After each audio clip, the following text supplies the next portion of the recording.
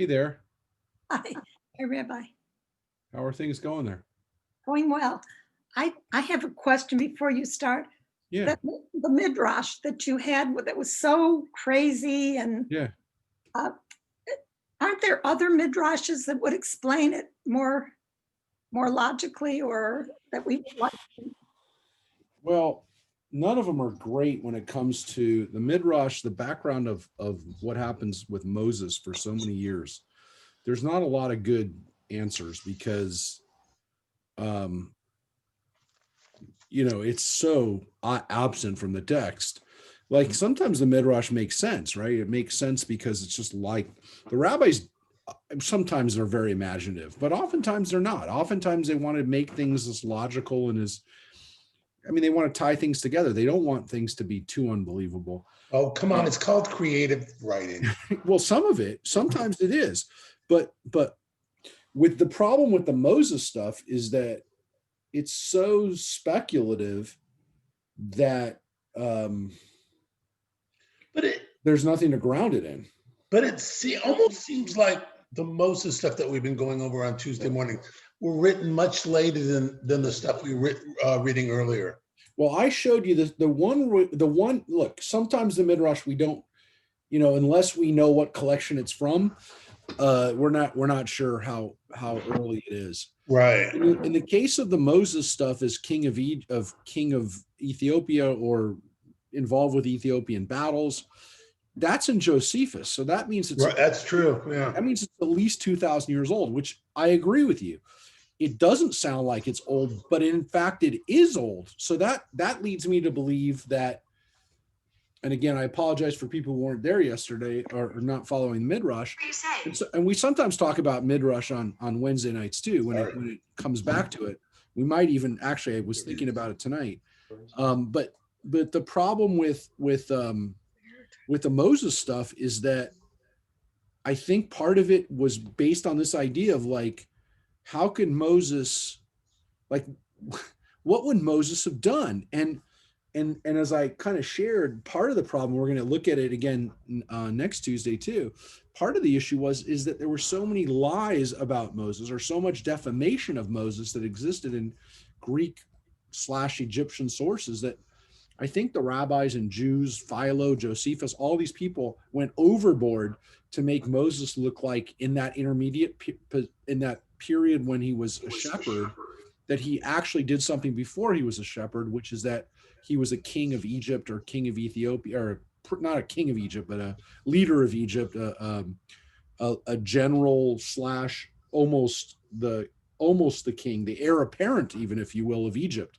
So I think part of it was to deal with those Egyptian sources that were very critical of Moses, that basically said, again, for those, we talked about it on Tuesday, but again, for everybody here, it's interesting because there were Egyptian writers, historians at the time of Josephus. So we're talking about pre-Christian, early, just before Jesus' times and just after, in that period, and Philo and Josephus refer to these writers who were defaming Jews. They were defaming Moses in particular, and would say things like Moses led a bunch of lepers out of Egypt, which was weird because where would they even get this Moses leprosy story? Probably from the Torah itself, which talks about leprosy and specifically talks about Miriam having this leprous condition. Right, yeah. So they might have been basing it on some like weird perversions of the Torah itself. And the fact that at the time of Josephus and Philo, everything after 300 BC, everything after the Greek period, after Alexander the Great, leprosy actually did exist. The disease that they're talking about in the Torah clearly is not leprosy. It's not leprosy. We say it every single time. It's not leprosy, but it's a skin condition that is translated as leprosy in the Bible. It's not leprosy. But by the time of Philo and Josephus and those writers, there was leprosy, and it was a serious deal. And so the miscommunication and the mistranslations or the misreadings, and in some cases, the intentional misreadings of Jewish history are really interesting when you look at what's going on with Moses. And I told you, it's not just historic. It's not ancient history. I guess it is history too, but Freud wrote quite a lot about this. Freud wrote a book about Moses called Moses and Monotheism, where he picked up on this and was very interested in the myth about Moses and what it said about Jews and about Jewish history and about the modern Jewish condition. So Freud himself was very intrigued by this and kind of went off the deep end on it, but he was very, very steeped in the Moses kind of like who was Moses. And so I don't know if it's the most inspiring midrash. It's definitely not. And again, to get Diane's question, why is it so crazy? Why is it so strange? It's not necessarily the most helpful in the sense it's most inspirational or the one that answers the most questions that are kind of like nagging into us. Why do we have these missing things in the Torah? Why are there two things here that need to be rectified? But it is exciting or interesting, and it is thought-provoking in a different way. But I will tell you, and again, everybody is definitely welcome to join us on Tuesday. We're going to look at Moses going back or Moses at the burning bush, Moses going back to Egypt and fulfilling his destiny, the part that the Torah really does pick up on. Rabbi, your opinion is, don't you think that we're missing something in the 5 books? We know we're missing about Moses specifically. We know we're missing some things. There is look, I don't know that Freud was wrong in that his speculation that Moses was Freud basically picked up on the stuff that Josephus is talking about and saying, well, maybe there is something to the fact that Moses was a disaffected, was an Egyptian ruler who decides to lead a slave revolt and lead this ragtag group of misfits out of Egypt, that maybe there is something to that, in there is some truth to that. But I will tell you this, whatever happened, I honestly 100% believe that there was a historical figure of Moses. I do believe the Bible there is a conspiracy of silence, and it's not just we don't know. There's not even an attempt to really fill in the blanks in the Torah itself. And you do have to ask yourself the question, why is the most important person in the Bible, definitely in the Torah, in the 5 books, why do we know so little about this person? And, it's not enough to say, well, because the focus isn't on him. Okay, I know it's not on him, but why do we learn so much about, some of these other, why do we have pages and pages about Jacob and Joseph? Why do we have pages and pages of backstory about I don't want to say about some of the other characters of the Bible that don't seem as important, but like it really calls into question, if this is our lawgiver, why do we know so little about him? So there is something missing, and I think it was intentional. I think there was a problem or something that was and by the way, it does seem like Moses is disfigured too. The Torah tells us he's disfigured. It doesn't say it's leprosy. It says he gets it when he goes up on Mount Sinai. But there's so much there that's just like, why? Why don't we know it? So there is something there. People who have studied the Torah, like you folks, enough, and we're going to get into Exodus in a few like a month and a half or so. You'll say to yourself, God, well, I forgot how little we know about Moses.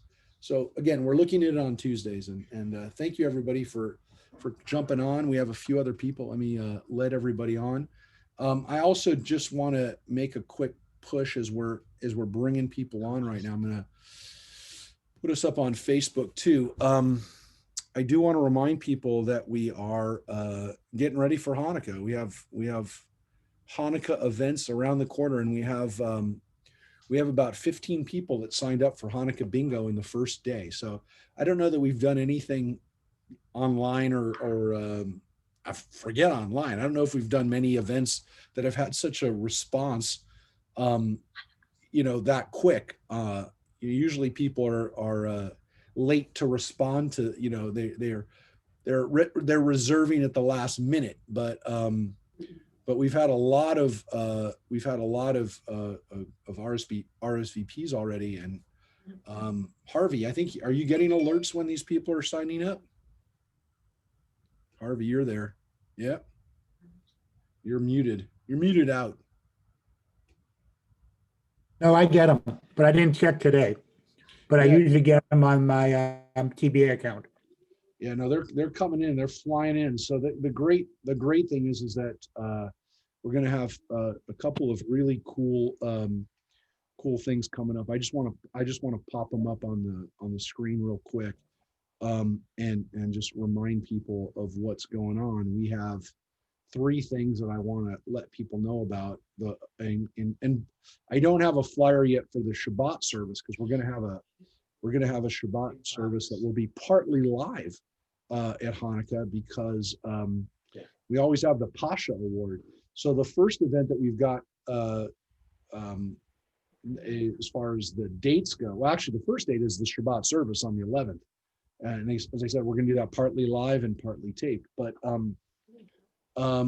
we have this Hanukkah party, which is the vodka and latke party with bingo together. So you can either get just bingo, or you can get the food and bingo too. And the cool thing is that we're actually delivering tasters of vodka to your door. You're actually going to get 11 little bottles. Don't go crazy. They're little bottles of vodka. They're tasters. So it's kind of cool that we're able to keep that party going. And Tracy's latkes, there's going to be a dozen latkes that people get. So that's one cool thing that we're doing. And we also have, I will share, we've got that on the 12th. As I said, Friday night service is the 11th. The next thing we have on Monday is we're going to be doing a cooking class with latkes, lots of different types of latke recipes. We always do a few different kinds, and that's going to be online, be live on Zoom on the 14th at 6 o'clock. And every night, including that night, every night of Hanukkah, we're going to be lighting the Hanukkah menorah. The Hanukkah candle lighting is going to be going on together live at 6 o'clock on Zoom. We're going to do a Hanukkah lighting, and we've got music.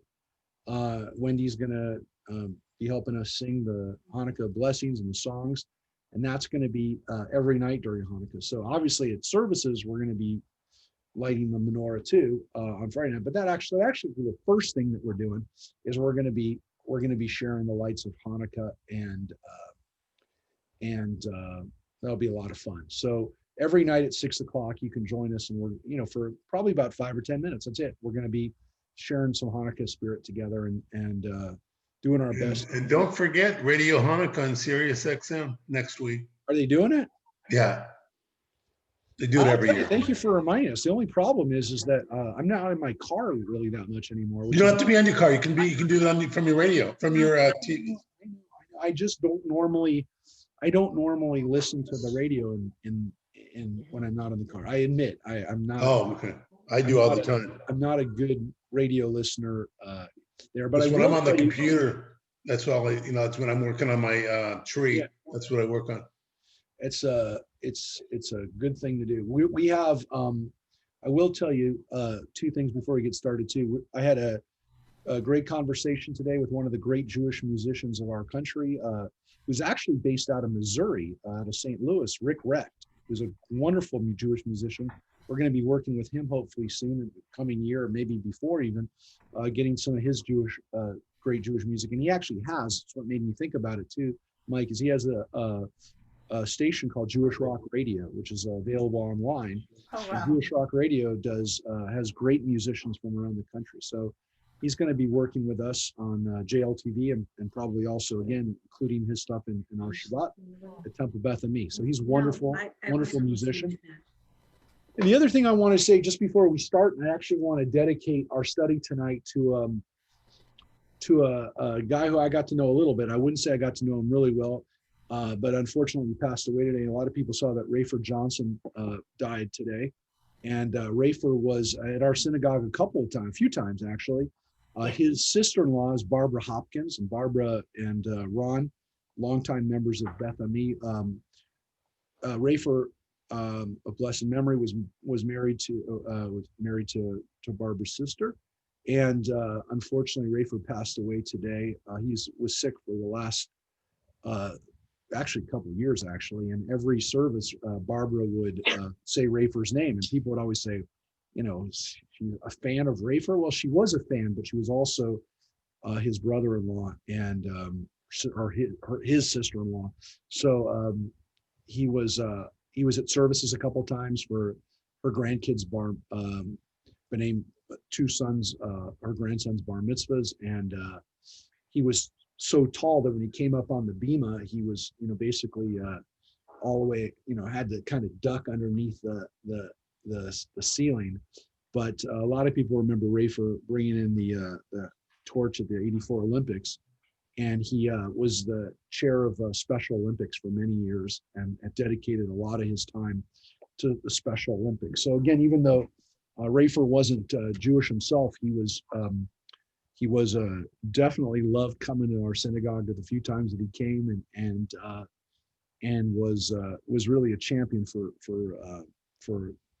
those that are struggling and trying to get some of the competition and some of the feel of athletics. And he dominated athletics. He won the gold medal in the decathlon in 1960 and came in, I think, second in 56 and is one of the greatest athletes ever to come out of UCLA. So for Bruins, he was a legend, Rafer. So we're going to dedicate this tonight to him and to his memory of his family. And by the way, his daughter, Jenny Johnson Jordan, she had triple J. She ended up marrying a professional athlete. Jenny was an amazing beach volleyball player, volleyball, and then later beach volleyball. She was, I think, I don't know if she got an Olympic medal, but she was in a couple Olympics, Jenny. So anyways, let's get to the Torah, and let's get to this week's portion, Vayishlach, which the first word of the Torah portion, Jacob sent. Vayishlach means and he sent. So and he sent. Jacob sent messengers. Now, what's interesting about this, folks, is it says he sent messengers, which in Hebrew is malachim. Same word that we have for angels. So when we sing Shalom Aleichem Malachei Hasharet or Malachei Hashabbat, the angels or the messengers of Shabbos or the messengers of the Most High, the Sharet, the accompanying angels of God. We're never sure, by the way, for 100% sure when we see the word malach or malachim, plural, that we're talking about a human or divine messenger. We're not sure. And what was interesting for those who were here with us or not here with us last week, the last thing we read in Parshat Vayetze was that when Jacob came home, he comes home here at the end. This is again the end of chapter 31, beginning of 32, when it says that Laban and him finally separate. When Laban comes after him, his father-in-law comes after him, and they separate, and he makes his way back home. Jacob went on his way, and the angels of God encountered him. Malachei Elohim. It's the same word, Malachei. You can see it, Malachei Elohim. And Jacob says, this is God's camp, so he named that place Machanaim, the camp. Machanaim means the camp, or actually it's camps. It's not singular, it's a plural. Now, what's so strange about this is that people usually forget this angelic meeting because they know about Jacob's meeting with the angels at the very beginning of that portion, which is where he puts the rock under his head and has the dream of the stairway to heaven. That's Jacob's first encounter with angels. This is his second encounter with angels, and he's going to have another encounter with angels in this week's portion, the very famous one where he wrestles an angel. Here's the problem. People forget about this one, and it comes right before this line, which is that he sent messengers ahead to Esau, which led the rabbis in the Midrash to say that he didn't send a human messenger or messengers. He sent angelic messengers. Why? Because he wasn't sure what Esau would do. And he knew Esau couldn't kill an angelic messenger, a divine messenger. And so the messengers were actually the angels that he had seen before. Doesn't say that in the Torah, but it does say the same word, malachim. So interesting to consider the angels in the story. And it maybe the angel also sets up the angelic experience that he has that we're about to read, the wrestling with the angel story. So here's what he says to the messengers. He's instructed them as follows. Thus shall you say to my Lord Esau, my Lord Esau, thus says your servant Jacob, I stayed with Laban and remained until now. I've acquired cattle, asses, sheep, and male and female slaves. And I send this message to my Lord in hope of gaining your favor. Wow. Purpose of the message, telling him where he's been, telling him how well he's done, and also being very humble and saying, I want everything to be good between us. He says that. So the messengers come back to Jacob saying, we came to your brother Esau. He himself is coming to meet you, and there are 400 men with him. Now, they don't say he's coming to kill you. They don't say that. They don't say that. They don't say what his intent is explicitly, but implicitly, they seem to be saying here, Esau's not okay. Esau has 400 men with him. Now, if he had 2 or 3, maybe even 10, you could say it's just his entourage, it's his group. 400 men is an army. And so while it doesn't say he's trying to kill him, the last time we left Esau, he said, I'm going to kill you the next time I see you. And he seems to be making good on that threat. Jacob certainly thinks so, because Jacob was greatly frightened. In his anxiety, he divided the people with him and the flocks and herds and camels into 2 camps. By the way, here's the word again, machanot, which is camps, like machanaim. It's a plural form of groups. So machanaim is a play. If you don't see the Hebrew, you kind of miss that. So this place he called machanaim, because of the angel camps, now becomes the place where he splits his tribe, his people into camps, his family, his servants.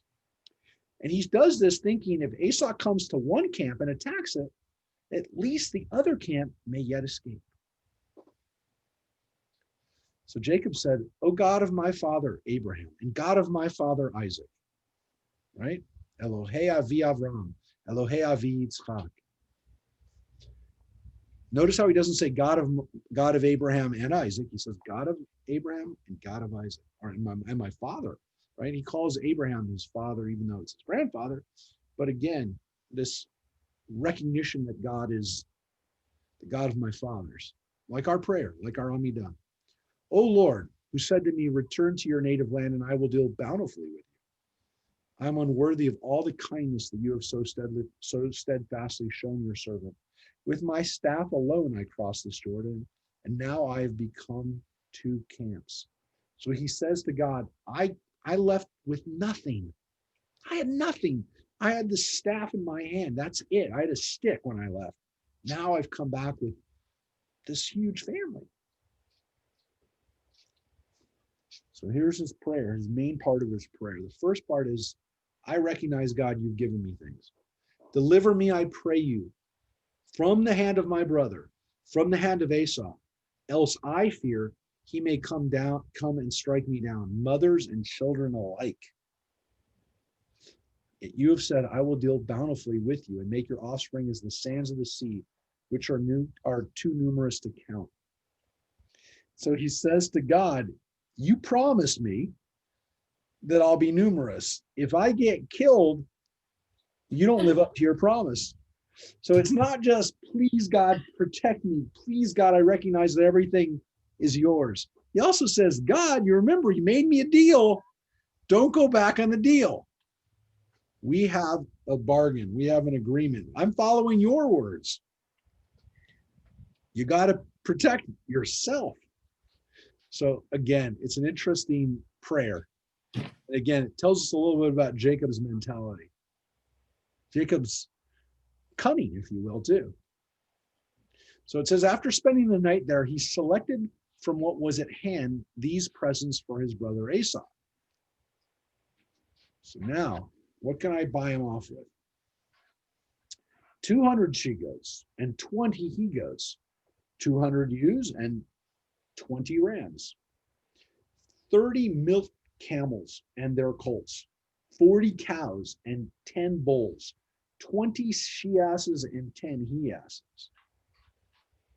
So you can see the livestock that he's giving his brother.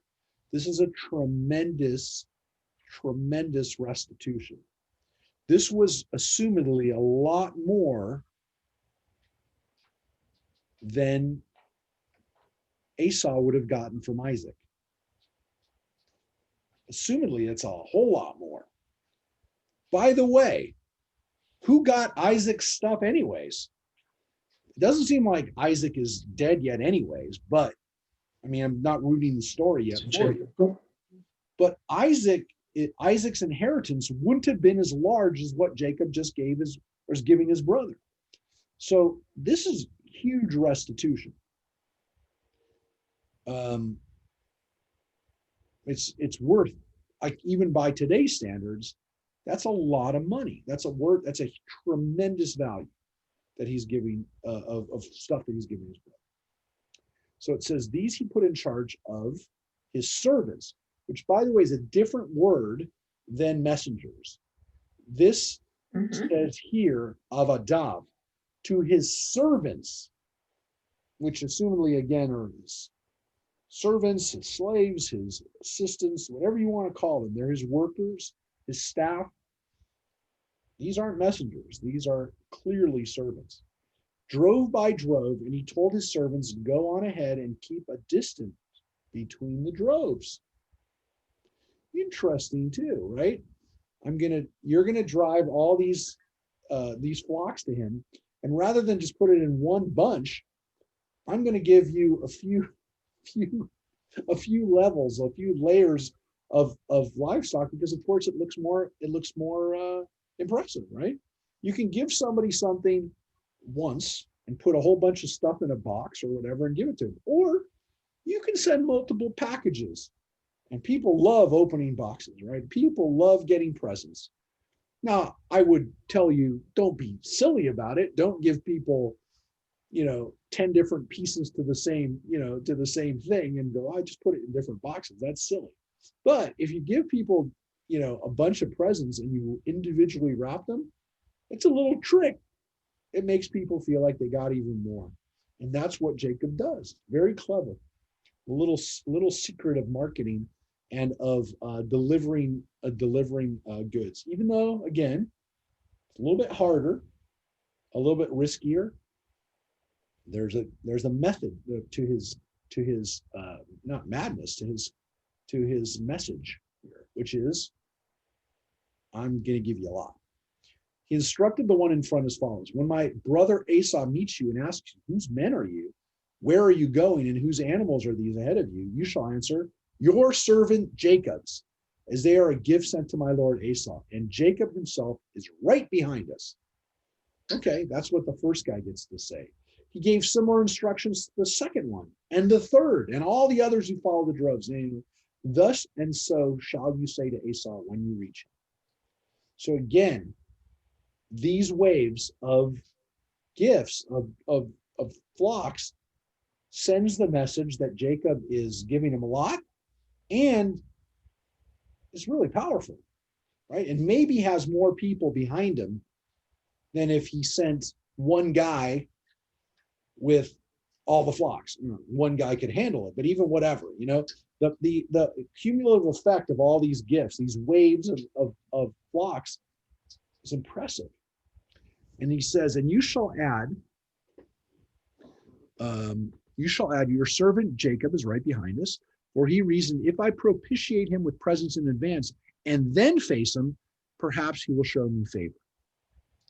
And of course, again, not just give him the gifts, but because I'm giving him waves and waves of gifts. But there's another lesson here in what he said, which is it's one thing.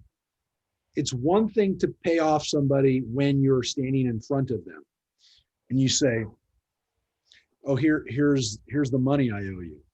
And again, you could make the argument he doesn't owe him anything, but he's trying to make peace.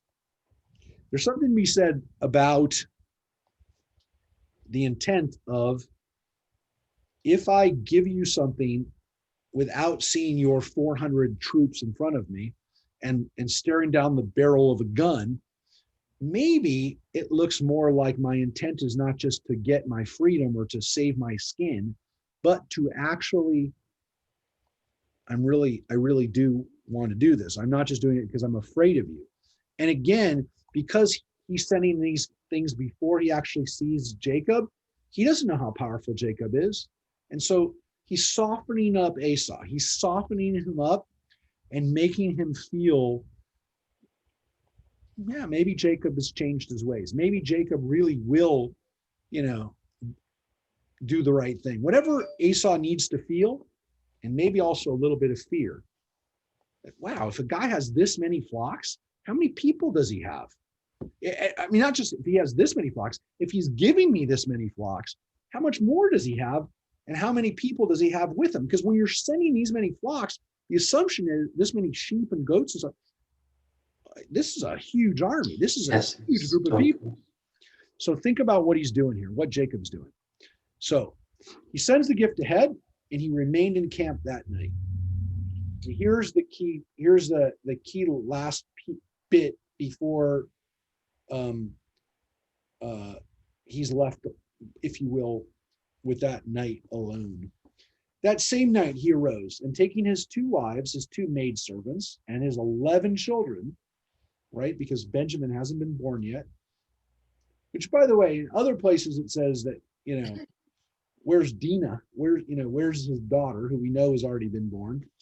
He crossed the ford of the Yabok, which is the river that separates kind of north and south. It's a major, not a major river now. It's kind of a creek, but back in those days, it was a boundary. And after taking them across the stream, which again, the translation there, stream is, that it's not as big as the Nile, but again, now today it's creek. I would say creek. Jacob was left alone, and a man wrestled with him until the break of dawn. Now, this is the scene of Jacob wrestling the angel. And at first it says a man, which is why it translates it as man, because the Hebrew word ish means man. It is not the word for angel. However, sometimes angels are identified as a man when they're clearly angels, which means they appear as a man, and so therefore they're oftentimes described before they're revealed as a man. So that's what seems to happen. So Jacob's by himself, family's gone, they split up into 2 camps, and he's not even with either of the camps at this point. And Jacob was left alone. He's by himself. So he wrestles with the man until the break of dawn. When he saw, and I want you to read this real carefully, because obviously this is one of the key scenes of Jacob's life, and it's oftentimes been depicted in art, and there's a lot of, we'll read it and you'll see. When he saw he had not prevailed against him, he wrenched Jacob's hip at its socket, so that the socket of his hip was strained as he wrestled with him. Then he said, "Let me go, for dawn is breaking." But he answered, "I will not let you go unless you bless me." Said the other, "What is your name?" And he replied, "Jacob." Said he, "Your name shall no longer be Jacob, but Israel, for you have striven with divine beings and human, and have prevailed." Jacob asked, "Pray, tell me your name," which say, "Please tell me," or "I beg you, tell me your name." But he said, "You must not ask my name." And he took leave of him there. So Jacob named the place Peniel, meaning I have seen a divine being face to face, yet my life has been preserved. There, the sun rose upon him as he passed Penuel, limping on his hip. And again, it is Peniel here, and it is Penuel here. It's probably a scribal error in that one place the yud, the vav became a yud. It wasn't lengthened all the way. It's a very easy scribal error, but it does say Peniel and then Penuel, which is why it says that. But again, Penuel or Peniel means divine face. It doesn't mean I've seen the divine face face to face. It means the divine face. But he says, I called it that because I saw the divine face. And then the last word of this is, that is why the children of Israel to this day do not eat the thigh muscle that is on the socket of the hip, since Jacob's hip socket was wrenched at the thigh muscle. So this is the story. This is what we have. This is it. This is just the Torah's recounting of this.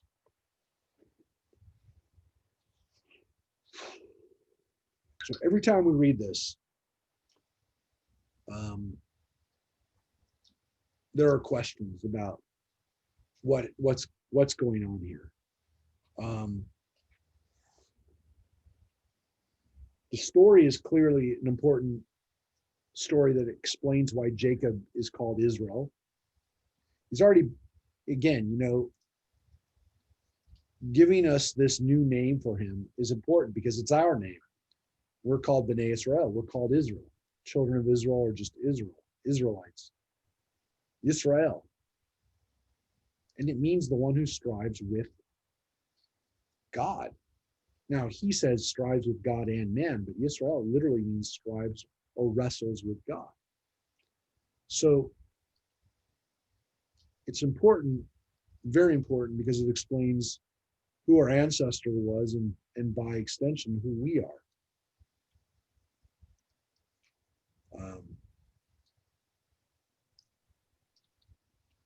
And what are we left with? That Jacob experiences this divine experience, and he's not the same afterwards, physically, and who knows what happened to him emotionally or mentally, spiritually, after he wrestles with the angel. What is he like? Well, it seems as though he can't walk right after that. So much so that, again, to remember this very profound experience on our ancestors' life, the Jewish tradition is not to eat any flesh from around the sciatica, which is why Jews traditionally don't eat what some people would consider the best part of a cow. It's why filet mignon isn't kosher, because of this scene that you just read. So this explains, and some people say this is one of the, I don't know if you could say that it's a mitzvah, a commandment. This is one of the few commandments in the book of Genesis, that Jews don't eat the meat around that nerve, around the hip, because of this scene. So kind of an interesting, story of an etiology, as we call it, why things are the way they are, why Jews don't eat that meat. And again, there could have been other reasons for it too, but the Torah at least gives us this reason, that it's to remember Jacob, it's to remember his limping, his injury. Look, a lot of people look at this scene as a scene that, again, kind of puts the Jewish people into a destiny, if you will, of wrestling with the divine, for whatever that means. And it doesn't mean that we don't listen to God. It does mean that we struggle with God. And a lot of people have said that, as opposed, actually one of the most profound versions of this is actually what Dennis Prager has written over the years, that again, if you look at the difference between Judaism and Islam, Islam is about submission to God. Judaism is about wrestling and struggling with God. It doesn't mean disobeying God. It means struggling with God. It means wrestling with these big issues. It means that God is not it's not that we're battling God. It's not that we're against God. On the contrary, we're in a situation where what happens through this experience is that we fulfill our destiny, which is to be people who are asking the tough questions, not just of God, but of course, as Jacob is told, with human beings, that we're literally not going to take the easy answer. We're not going to submit to something just because somebody tells us, this is the way it's always been done. Jews have always said, but why? Can't we do it this way? Can't we think outside the box? One of the things that people have done when they've looked at the success of Israel, as they've looked at what goes on in Israel that allows for the kind of technological innovation. And it's because Israel has always encouraged its citizens and its soldiers not to obediently take orders and just to listen to what they're told. They will, and in some cases there are very famous cases of soldiers who have gone against a direct order, and rather than being punished, in some cases, obviously, if it works out well, that they've been honored for thinking outside the box and trying to save lives. And so, a lot of the people that they've been fighting wars against over the years listened to orders blindly and didn't even know that they were being led to death against Israel to some extent, in many cases, because they were listening to officers who were being told up and down the chain of command to do things that were disastrous. And so that's why Israel in some cases won wars that they shouldn't have won based on numeric advantage and tech, and even the technology that they were fighting against, because they had people who were blindly following orders from officers who had no idea what they were doing. So Israel encourages confrontation, and it's not always easy, obviously, and it's dangerous. But the net effect is you don't do it for your own ego. You do it because you're trying to save lives. You're doing it because you're trying to do what's best for your family. You're trying to do what's best for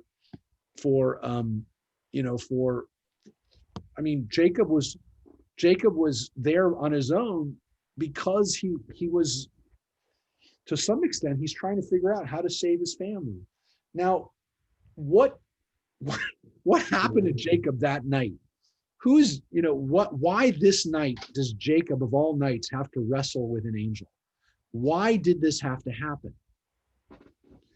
And a lot of writing, a lot of comments on what happens here.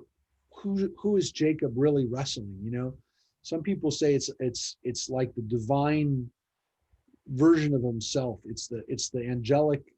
It's his guardian angel, if you will. It's his guardian angel that he's wrestling with. Some people say, in the kind of the modern interpretation, that he's wrestling, therefore, his own subconscious, and he's wrestling other aspects of himself. Other people have gone in the modern era to say that he's really wrestling Esau's angelic representation. And so this is his wrestling with Esau and the consequences of his relationship with Esau, even before he sees him the next day, that he's wrestling with Esau. All of these are people's thoughts on this, because why is the night before Jacob has this life or death situation, does he also have a life or death confrontation with an angel? Especially when we've seen him see angels and be amazed by angels and feel God's presence through angels. Now he's wrestling an angel. So any thoughts, any comments, or any, he's not afraid after this.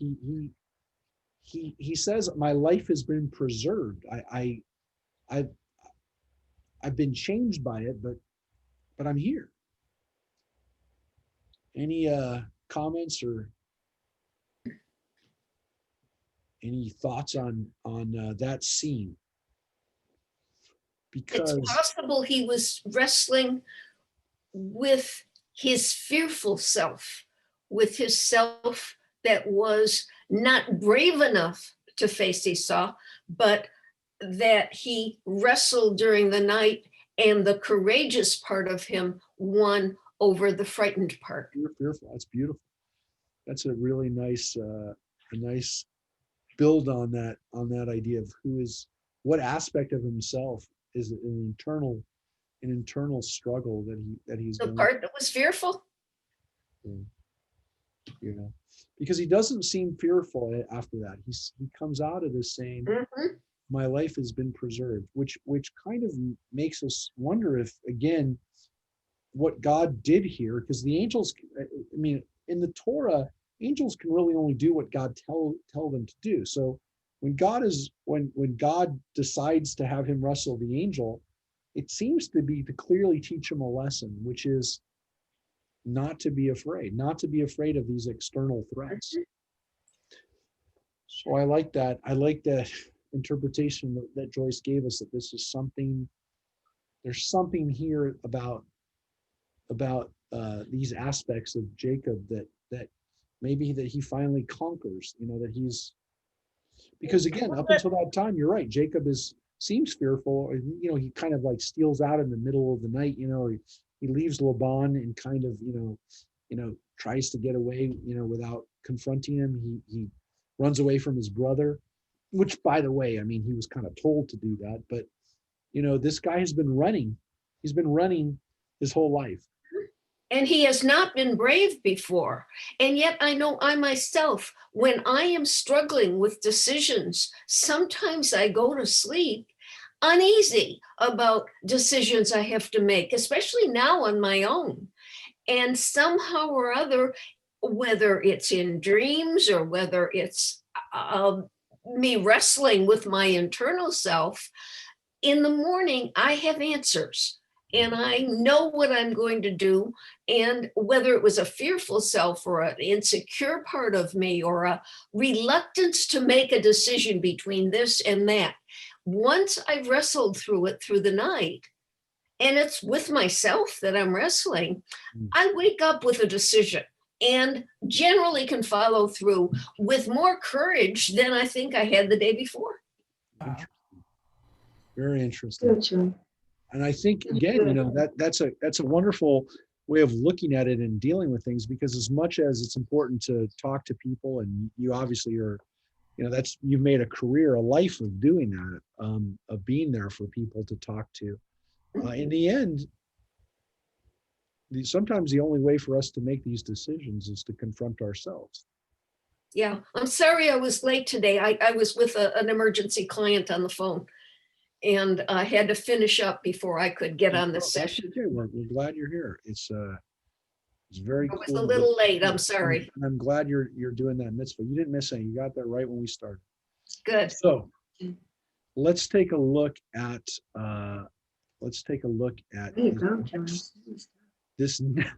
this next chapter, which is this is the meeting, and it's kind of been building up. This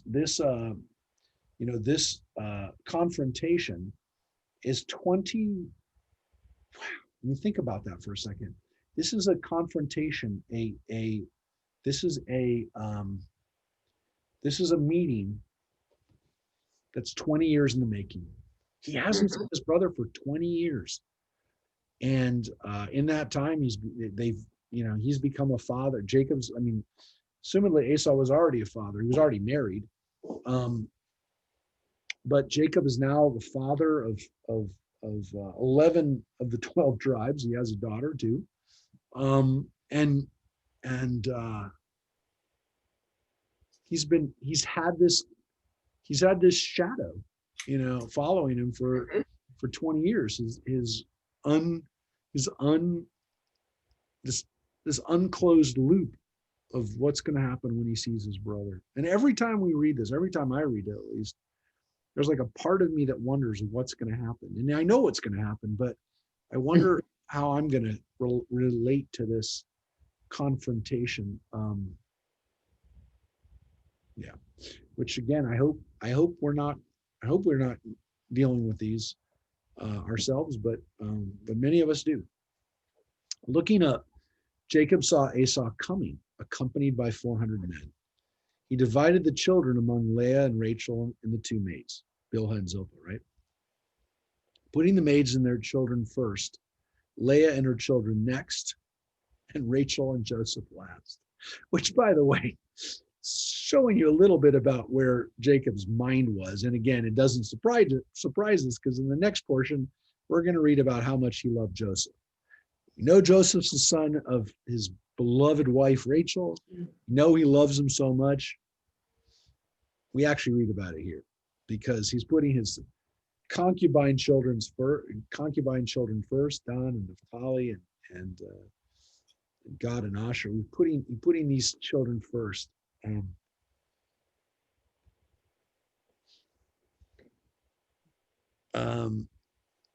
Yeah, it's not necessarily what we'd like to hear, but it's not surprising, I guess, in a way. Anyways, Dealing with reality. Yeah, It's real. yeah, it is. Now, Value show. you could also make the argument.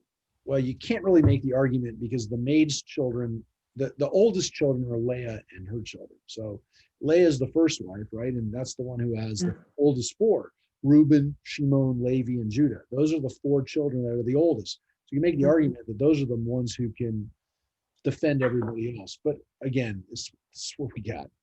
So it says, he himself went on ahead and bowed low to the ground 7 times until he was near his brother. So assumedly, as he's approaching his brother, he bows 7 times. 7 times. I mean, obviously the intention here is to show us this was a whole elaborate ritual to show his humility, his attempt at achieving forgiveness, and when he finally gets next to his brother, Esau ran to greet him. He embraced him, falling on his neck. He kissed him, and they wept. Now, here's the problem with what happens here. There seems to be, like, at some moment here, something happens where Esau decides, I don't want to kill him. He's putting him completely at his mercy, because he embraces him, which means he has his body around him. We know that Esau, even though they're twins, is the more masculine, manly guy. And even if Jacob has been working out and taking care of his body while he's been a shepherd these last 20 years, he's probably not as strong as his brother. So he's definitely at risk. And as I said, we're going to talk about the Midrash.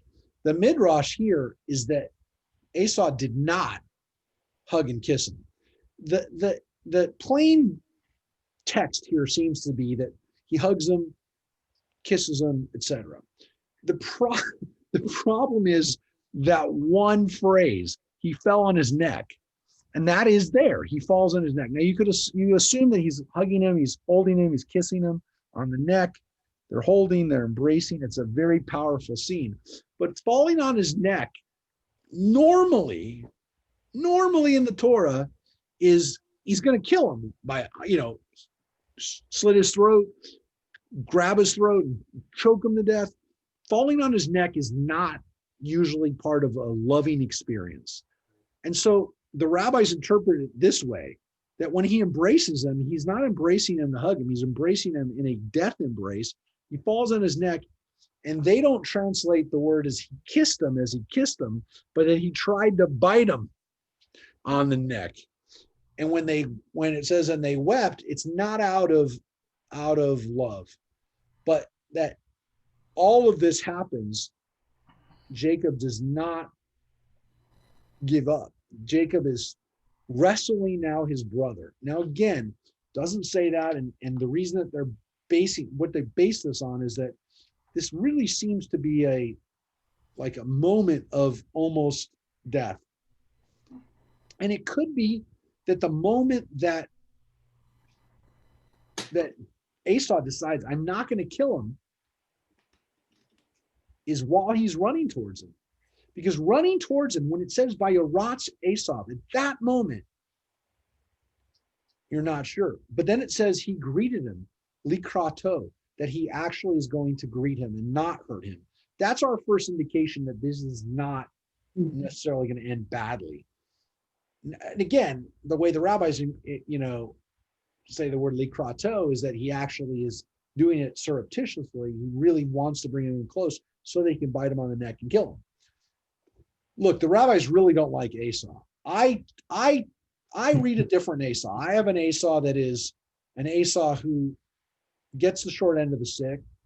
It's a dysfunctional situation. It's not the way, hopefully, it will be in a family where one kid is favored by one parent, etc. The whole thing seems broken. And again, there is a rabbinic tradition, old rabbinic tradition, that if only Jacob and Esau were born as a single person, that person would have been an amazing ancestor for us. And that all of the gifts that got separated between Jacob and Esau's descendants would have all been Jacob's, or the Jacob Esau, I shouldn't say Jacob's, but the Jacob Esau person. So that the Jacob Esau is a split of two people that should have been united. When we get to this part, I almost inevitably use one of the analogies from television that I love, and that is The Enemy Within, the Kirk episode where Kirk gets split into two Kirks, a very timid Kirk and a very aggressive Kirk. And the two Kirks are not going to, either one are going to be a good captain. So they have to put him back through the transporter and put him back as one Kirk. But it's a wonderful episode, and I've always wondered whether they were influenced by Jewish theology, because it is really the Yetzer Tov and the Yetzer Ra, the good inclination and the evil inclination. We really don't call it good and evil. They're the light side and dark side, but we need both of them. If we don't have both of them, we're not a whole person. And it's not that it's the dark side, it's that there's a part of us we need to have some, not aggression, but we need to have some sense of ego. Otherwise, we can't survive. We can't survive in this world. If we become completely passive, then we can't survive. The world will run us over and leave us with nothing. And so we have to have that balance, which, by the way, to use another science fiction reference, and that the other star, the Star Wars, remember, the Jedi are there to keep a harmony, a balance in the Force. Now, in this kind of idea, it's not that everything is good or bad, but that there should be a balance, right, and that there should be a kind of a balance in that energy, which is a very Taoist idea as well, as people, who've studied Taoism. Do we also see it in Clark Kent and Superman? Superman, absolutely. You're absolutely right, Joyce. We've had. There are many examples of that. And there is a whole line of Superman stories where Superman becomes kind of an evil Superman because he gets split. And so this idea that in order to be the real human being, we need to have these different sides. So it's really, of course, not two sides. It's not so simple. But this idea that Esau is this other counterbalance to Jacob, that it would really be good if they could have, in this moment of embracing, become one person. And they don't. And that's one of the things that, again, we're kind of left with. And the rabbis were left with it, because remember, Esau's descendants, according to the rabbis, again, Esau's descendants we know as the Edomites. But the Edomites, by the time of the rabbinic period, had already become like not a really powerful army or nation. They were already, the Idumeans were eventually subsumed by Arabs and people in modern day Jordan, and we don't really know who they were. And so the rabbis really said that Esau, the descendants of Esau, are none but the Romans. And the Romans are, for whatever reason, however it could happen, they're actually the real descendants of Esau too.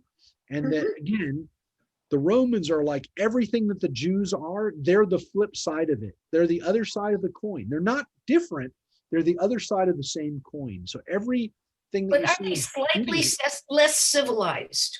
Less. the issue is that the Romans pretend to be civilized, but what they use as civilization is actually, so for example, the Romans love bathhouses, but the Jews say, yeah, but those bathhouses are really used as places where people either, get taken advantage of, or even more so, they elevate the human body and de-emphasize the soul. For the mind.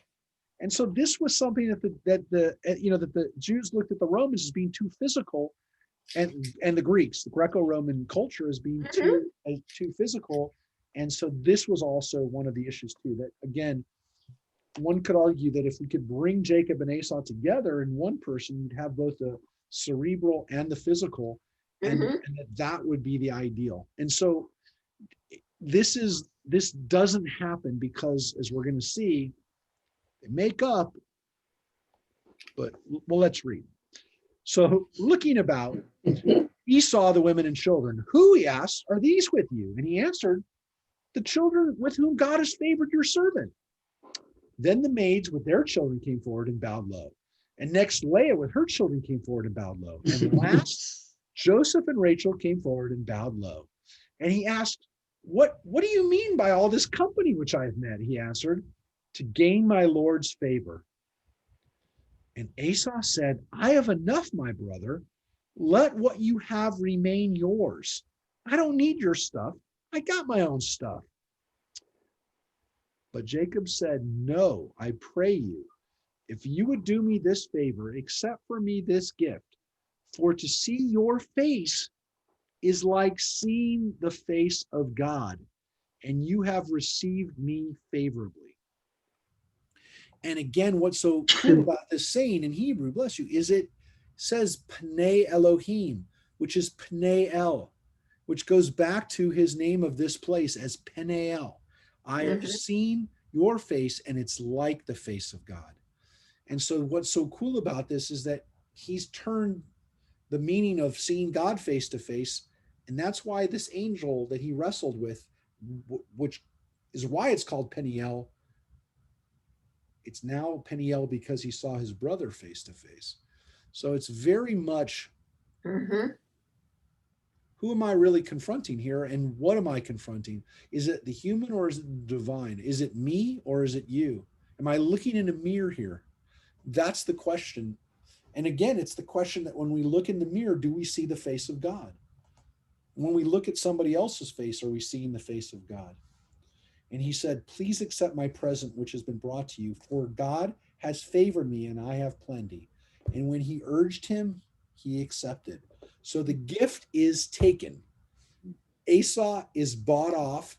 And again, even though he seems he doesn't need it, the gift seals the rapprochement. It says, all is good. And just like his ancestor, his grandfather, Abraham, as we saw a few weeks ago, paid for that grave that everybody says, no, you don't have to pay. What's 400 shekels? He says, no, I'm not going away until you take the money, and then I know everything's good between us, because that way I know in my heart that the debt has been paid. If there's any argument about what I took from you, what I stole from you in the birthright, it's over now. There's no question that this birthright has been paid. Now, whether the blessing, so the birthright is the inheritance, whether the blessing, whether there's anything he can do to make up for the blessing, that's a different situation. That seems like we got that blessing. And how do we know we got that? We got that blessing because there are no more Edomites, folks. There's no Edomites out there. As much as I like to say that maybe that it's the inheritors of the Roman Empire, you could make that argument, I guess, but I would say that at this point, you could also make the argument that those people are also followers of Jacob, that all those people who've read the Torah, they're followers of Jacob. So he takes it, but now he says, Esau says, let us start on our journey and I will proceed at your pace. But he said to him, my Lord knows that the children are frail and that the flocks and herds which are nursing are a care to me. If they are driven hard a single day, all the flocks will die. So he says, we can't go at the same speed. And so he says to him, let my Lord go ahead of his servant while I travel slowly at the pace of the cattle before me and at the pace of my children until I come to my Lord in Seir, which is the area. Seir is the land on the other side of the Jordan, Seir, which is where Esau lives. Then Esau said, let me assign to you some of the men who are with me. But he said, oh no, my Lord is too kind to me. So Esau started back that day on his way to Seir. So Esau says to him, come back with me. And Jacob says, no. We're going at a different pace. You go on ahead. And Esau says, no, I'll leave some men behind to help you. And he's like, no, that's not necessary. It's pretty clear that Jacob is telling him, we're not going the same place. I'm not going back with you. It's pretty clear that Jacob is either still not 100% trusting Esau, or we're not going the same direction. Geographically, physically, spiritually, in any way, you and I are not on the same journey. Jacob journeyed on to Sukkot and built a house for himself and made stalls for his cattle, which is why we call the place Sukkot, which again, we know the word sukkah is a tabernacle, a place, a tent, a temporary structure. Well, why is it called Sukkot originally? Because it was the place where he made house for himself and stalls for his cattle. It was a place where he lived for a time. Because then Jacob arrived safely in the city of Shechem, which is in the land of Canaan, having come thus from Padan Aram, and he encamped before the city. So where did he start? He started from Padan Aram. And now he finally got to his destination. Shechem is his destination, not Seir, not some other part of Israel. Shechem is the destination that Jacob was. That was where his GPS was taking him. And it says he encamped before the city. So he's not in the city. He's in the suburbs. He's on the outskirts of Shechem, sorry. The parcel of land where he pitched his tent, he purchased from the children of Hamor, Shechem's father, for 100 kesitas. And he set up an altar there and he called it El Elohei Yisrael, which means God, the God of Israel. That's what he called the place where he made this altar. So assumedly, there was an altar outside of the city of Shechem, which was another place that Jacob dedicated. Just like he dedicated Bethel, he also dedicates this place, El Elohei Israel. He also, as we read, has a place called Sukkot that he names. He also names a place Peniel. So Jacob, these stories are establishing places that are Jacob's places. This is where Jacob slept, if you will. Like we say, this is where Washington slept. This is where Jacob slept. And these are places that were pilgrimage sites for the Israelites. Not Jerusalem originally, but these places. And people would offer up all sacrifices at the same altar that their ancestor Jacob did, Israel. This is where the original holy sites for the Jewish people. But again, what's so interesting here, like Abraham, Jacob is going to settle down. Abraham purchased a grave. Jacob purchases land. He's purchasing land that he owns. God told him, but he can't go to the Shechemites and say, I own this, God told me. So what does he do? He does the legal, the obvious, the outwardly normal thing. He goes and buys the land, but he's buying land, which is our land. It's his land. Again, Israel did the same thing. Before Israel became a country officially, before the British pulled out of, before there were even British, The Jews went to the Turks and bought the land from the Turks. In many cases, purchased parcels of land, got deeds because the Turkish government owned Israel. They owned the area of Palestine. It was part of the Turkish Empire until 1917. The problem was the Palestinian Arabs today don't recognize those agreements anyways, because in their minds, the Turks didn't have ownership of the land, that it was their land. The problem, folks, is the Turks controlled Israel for almost 400 years. It's a long time. The Turks, the Ottoman Turks, the Ottoman Empire, it was controlled by Muslims before that. They were Muslim rulers, and as you know, they were crusader kingdoms in the land of Israel. But the Ottoman Turks, the people who were based out of Istanbul, those people, they controlled Israel, the land of Israel, for 400 years. And in many cases, Jews bought the property of Israel from those people to establish colonies. And again, the Turks would sometimes be willing to sell and sometimes they weren't willing to sell, but they did sell. Interesting question, folks. If Palestinians don't think the Turks had a right to sell the land, who did? Who does? Again, not all the land was bought, but if the last people who owned the land before the British Empire did, before the Brits did, from 1917 to 1947, for those 30 years, it was controlled by the British government. And the British pretty much didn't sell the land to anybody. They didn't let Jews or Arabs buy the land. That was their own kind of wise idea, which is, we're not going to make this problem worse by having other people claim that they own land. But technically, once they beat the Turks, it was British Empire. The British did that with other lands from the Turks that they took. The French did it. The British did it in other parts of the empires that they took in their empire. They took from the Chinese, or they took from India. It took from African tribes. They had no issue selling those people, but they felt it's better off if we don't sell the land to Jews or Arabs. We're not going to exacerbate the problem. But it still begs the question, who could Israel have gotten land? How could Jews have bought land in Israel before 1917? And it was really by buying it from the Turks. The Jewish National Fund, my friends, the JNF, Karen Kayemet Israel, as it's called in Israel, the Jewish National Fund was established over 100 years ago. And it was established before the British to buy land from the Turks.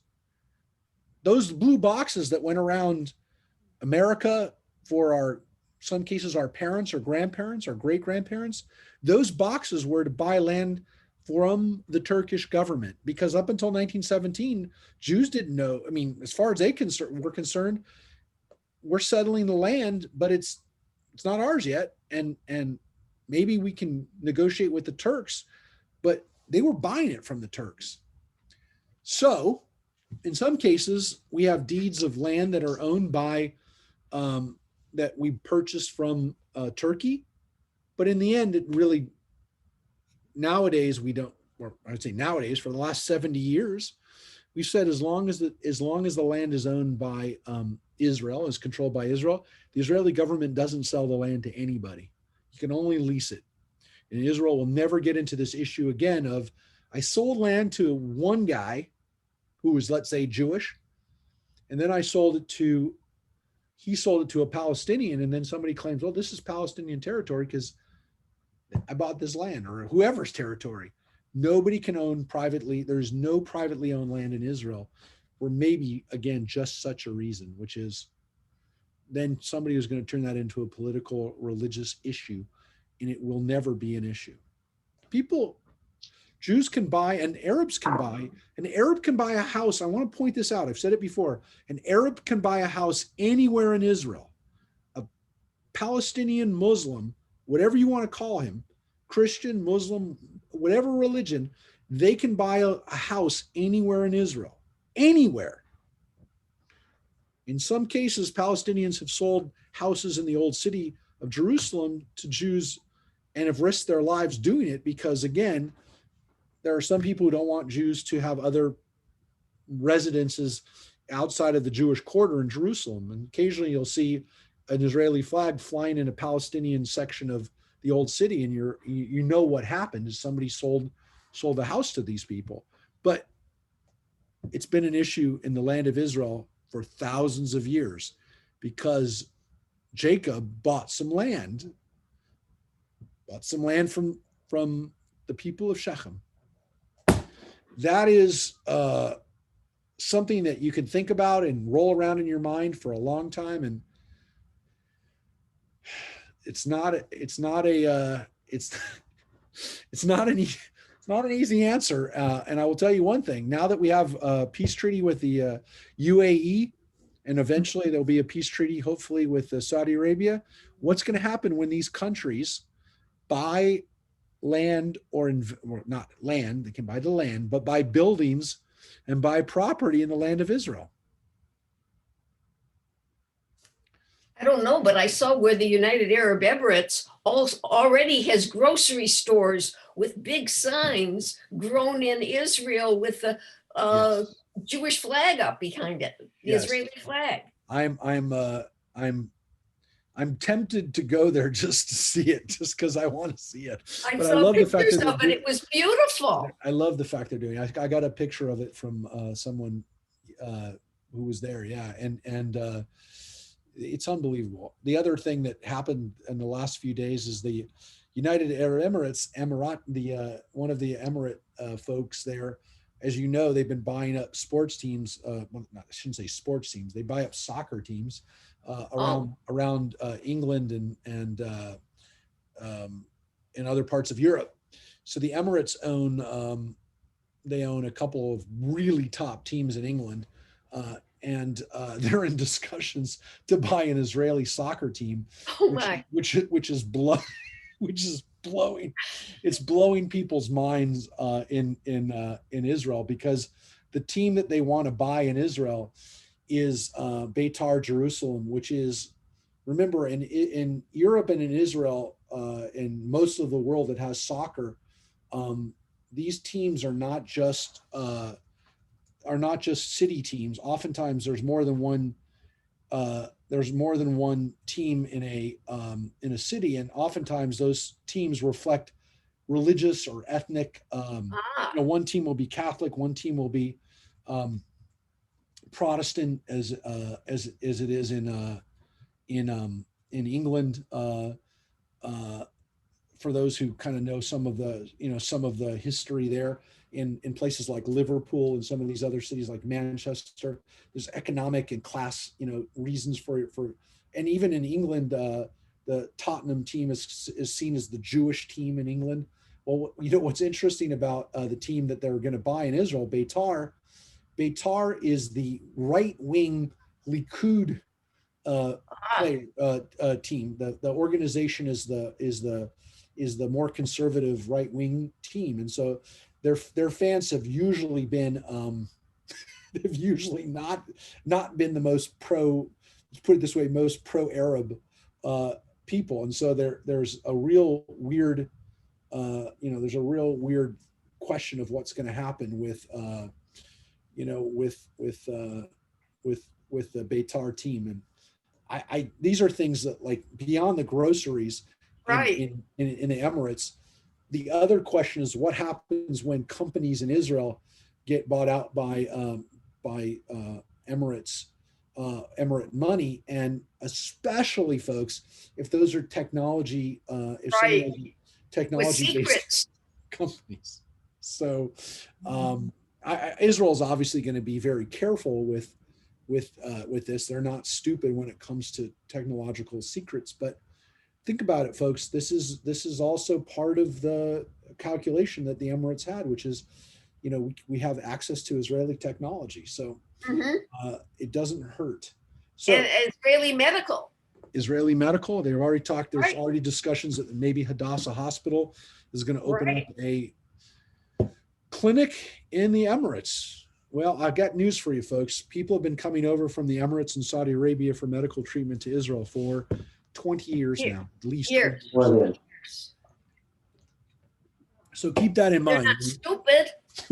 When you hear about these things, this is ratification of things that have gone on for years. But hey, really, thank God that we're watching it, that we're seeing it in our own day. It's about time that and I've said it before, that the purse strings, the money for Israel's enemies have now been cut. And Mhm. and what it means for Israel is that if any money is flowing through the Emirates to Israel's enemies, that will be known right away, because Israel now can, and they have for a while, have had people on the ground in the Emirates tracking money and relationships. And there was even a couple of years ago, Israel actually assassinated a terrorist in UAE.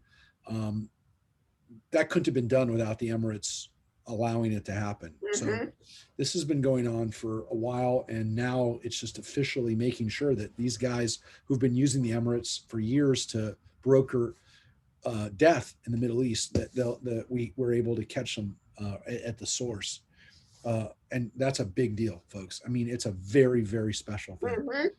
So let's get back to Dinah, because now in chapter Okay. 34, we're going to read the story of Dinah. And this is a troubling chapter.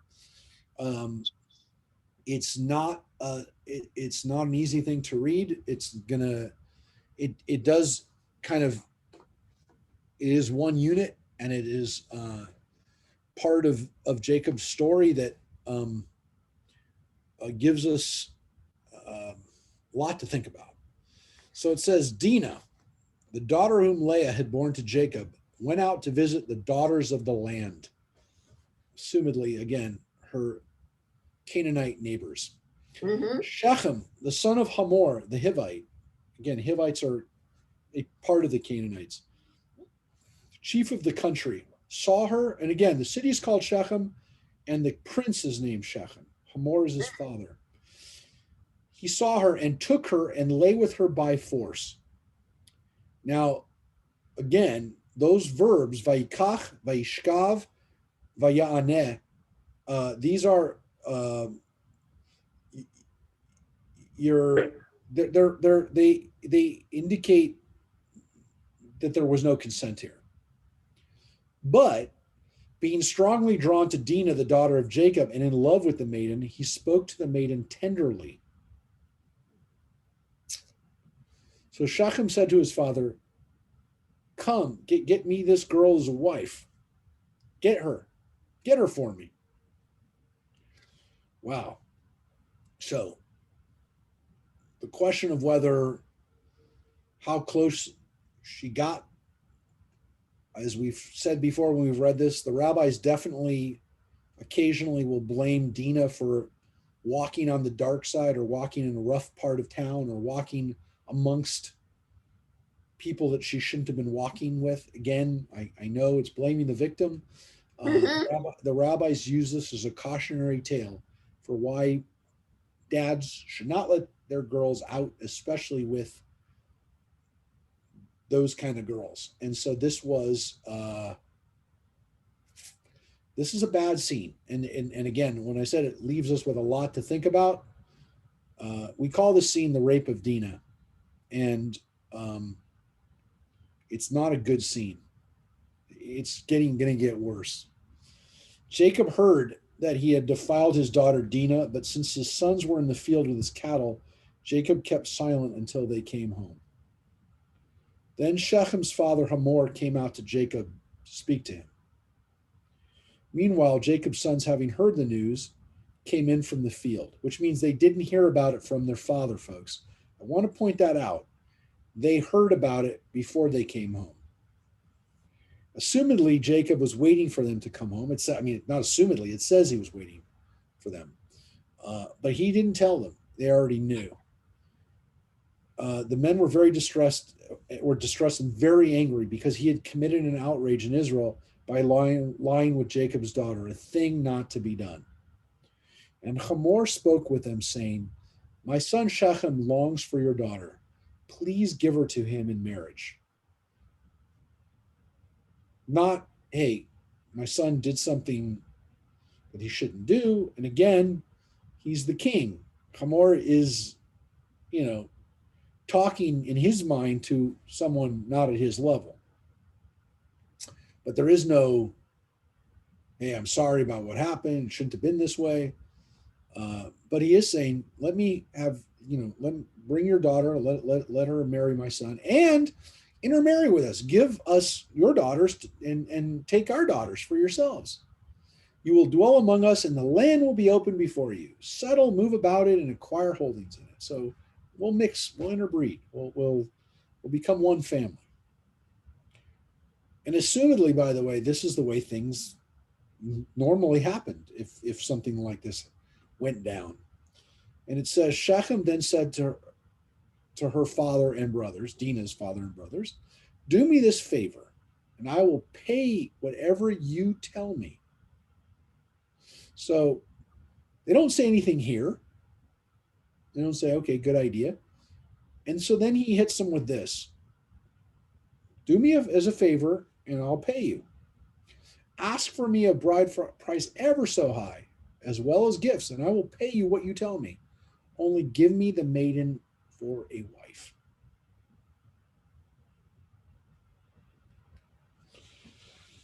Now, folks, this sounds a lot like the previous chapter, which is, I'm going to pay you, and then we'll all be good. But look how different it is, because rather than give Jacob gifts and try to win him over and be very humble, he doesn't come off that way. Now, again, you can make the argument he doesn't think he has to be. He's a king and he can kind of do whatever he wants. He's probably thinking, I'm already stooping down to even, talk to this guy. I could just take his daughter and that's the end of it. I mean, that might have been his thinking, but whatever happens, this is not the way this should have gone down. And I will tell you that, again, looking at the Midrash, there's a very interesting Midrash here too, which is that this is not the way things should have been. Jacob actually, according to the rabbis, makes a mistake. Jacob should have married Dinah off to either Esau's son or Esau himself, in that Esau had the opportunity to be bound back up with us by marrying his niece. Now, again, it's kind of icky. I mean, it's not our standards of what we would do. And we don't like to hear that kind of idea because obviously he's considerably older than his niece, but it's not a prohibited relationship at that time. And moreover, in the rabbi's midrash, in the logic that's going on here, if Esau is brought back into the family, which he has a problem, he's not marrying. Esau isn't married into the family. Jacob went up and married Rebecca's family, right? Rebecca's brother Laban is Rachel and Leah's, their mom. It's his mom's, it's his cousin. So if Esau had married into the family, things would have been better. And so the rabbis have this weird thing. Not only is Dinah responsible, if you will, which of course is blaming the victim, already said is a problem, but they found that there. They also blame Jacob. And they also have this weird kind of understanding that if things had been different, if the brothers could have lived together, if they could have done it, then this scene wouldn't have happened. It's interesting. It's an interesting midrash, which is based on this idea that Jacob didn't give Esau a chance. And so to some extent. And we don't know if Esau had his sons with him with his 400 men. True. And they could have met. True. The midrash actually says specifically, and it's an interesting one, because I didn't give you the kicker of it all. The reason that it doesn't say that Dinah is there in that moment is because Jacob hid her in the luggage. He put her in a case. He put her in a footlocker, which is why it didn't say specifically that he had Dinah with him at that point. So it says he has the sons and the wives, but where's Dinah? And so the rabbis say it's because she's hidden. She's not out in the open. No one knew where she was because he didn't want Esau to marry her. He was afraid of her with Esau. Which again, maybe the rabbis also were saying, well, God forbid she should marry Esau.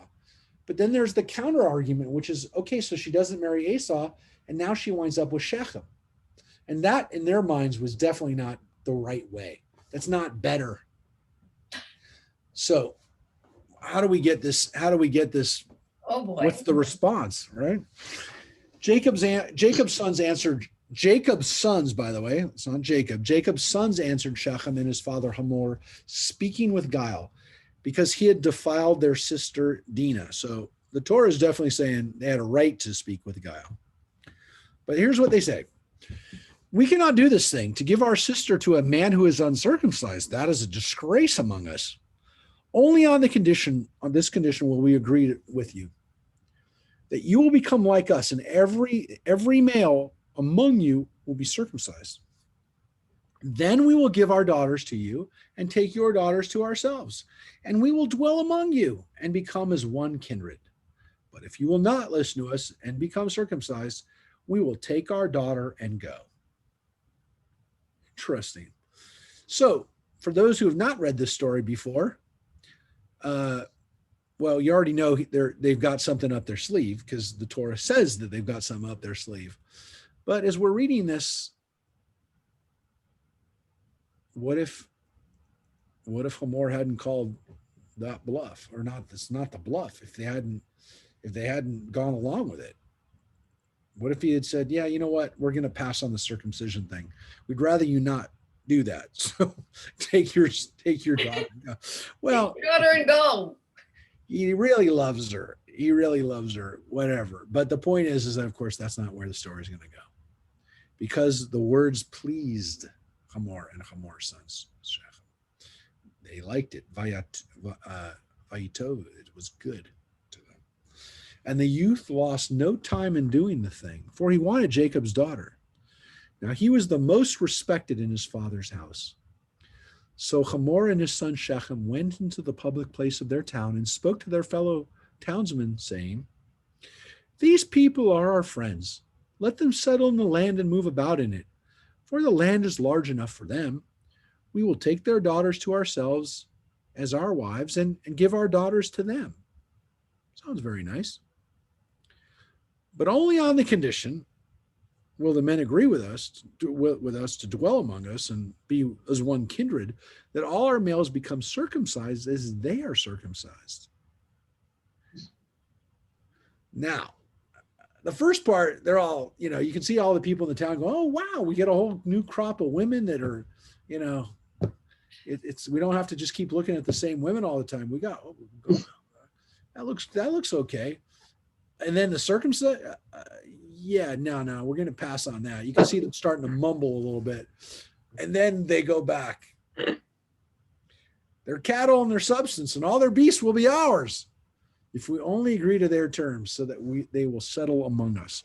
Now, this is a line that, by the way, starts to make you think maybe the people of Shechem also had an agenda, because at first it seems like, yeah, we'll get their wives, and we have to give them our wives. That's kind of a balance. But then you get hit with this: the cattle and their substance and all their beasts will be ours. So now there seems to be this idea that if we bring them in, we'll wind up with their stuff. So again, maybe it's part of the sale of, how to get these people to agree to it. But that's not a really great line. That's not a great line that would, if you were a fly on the wall, if you were Jacob and his family, if you heard that line, you'd think, well, maybe they're doing this just to get all our stuff. And it says, all who went out of the gate of his town heeded Hamor and his son Shechem.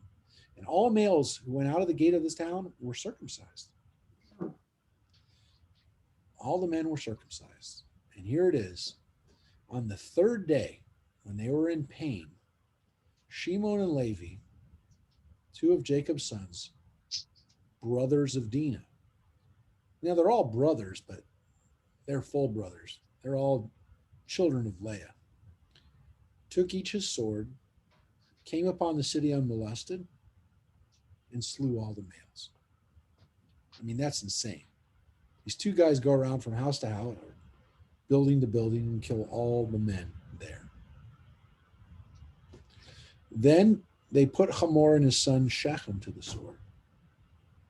And they took Dinah out of Shechem's house and went away. Now, it says that they took Dinah out of the house. We don't know whether they forcibly took her out of the house. We don't know whether they got her out of the house. The word vayikhu is to take. It's difficult to know whether it's forcible, but that same word, forcibly, was used at the very beginning. First of all, it says the two of Jacob's sons took each his sword. Vayikhu, they took the sword. The beginning of this, it says that Shechem, it says right here that Shechem took. It says that Shechem took, same word. And kach is used there too. Vayikach, he took her. You know, kachli, come take this woman as my wife. That word kach is used a lot. Is it used here forcibly? Could be. Was Dinah okay with where her situation was at that moment? We don't know. But they took Levi, Shimon, took her out of the house. The other sons of Jacob came upon the slain and plundered the town because their sister had been defiled. So the other brothers come in and do it too. They come in and take the stuff.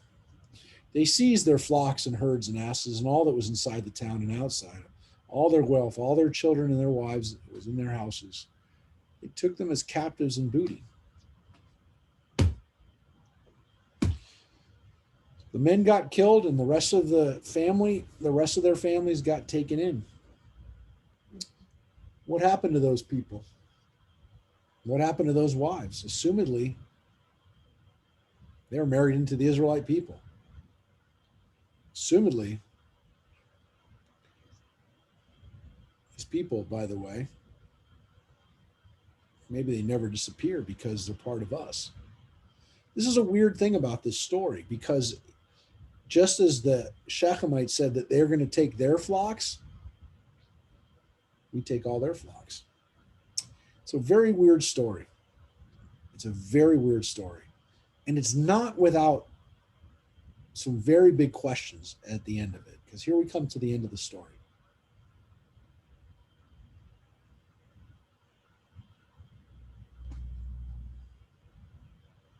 Jacob said to Shimon and Levi, "You have brought trouble on me, making me odious among the inhabitants of the land.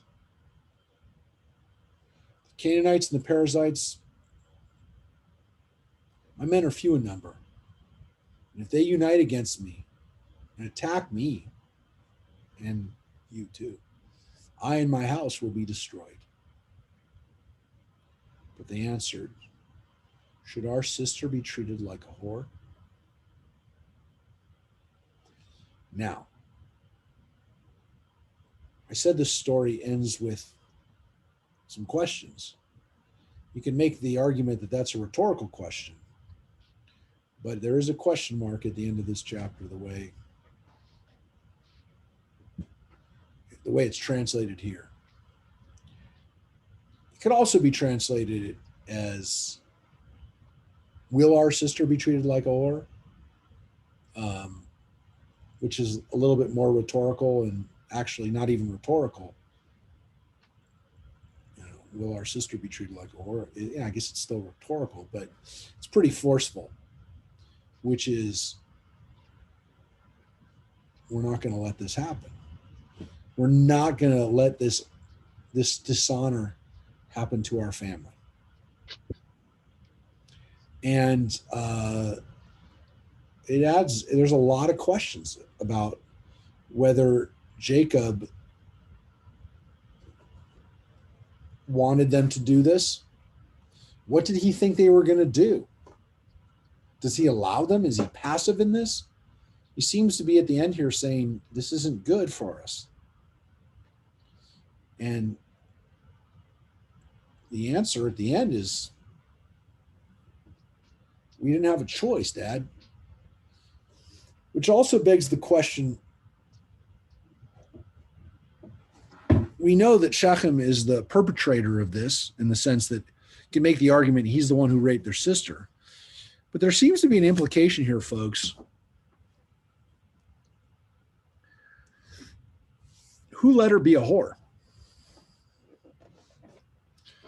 Who participated in that? Because you can make the argument, the obvious argument is Shechem is responsible for it.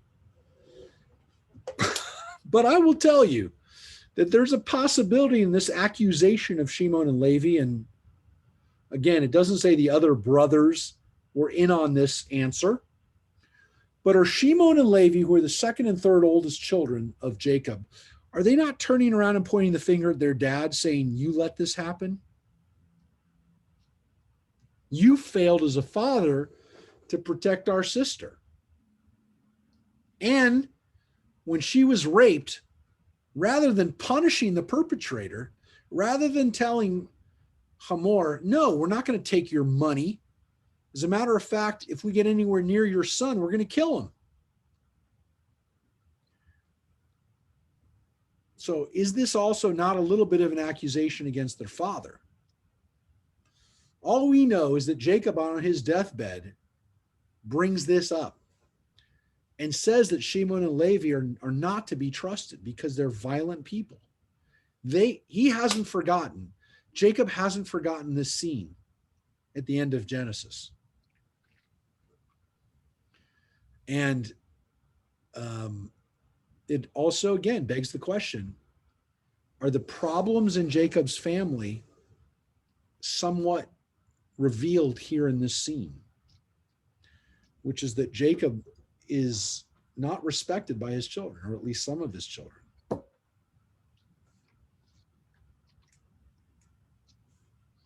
It's a possibility, folks. There's, again, a lot of questions here in this scene. A lot of questions. And as I said, it's one of the more troubling scenes in the Bible. Any comments or questions or points that people want to make on Dinah? Even if you've read it before, you may have seen something new today that you didn't see before. Anybody? Any thoughts on Dinah?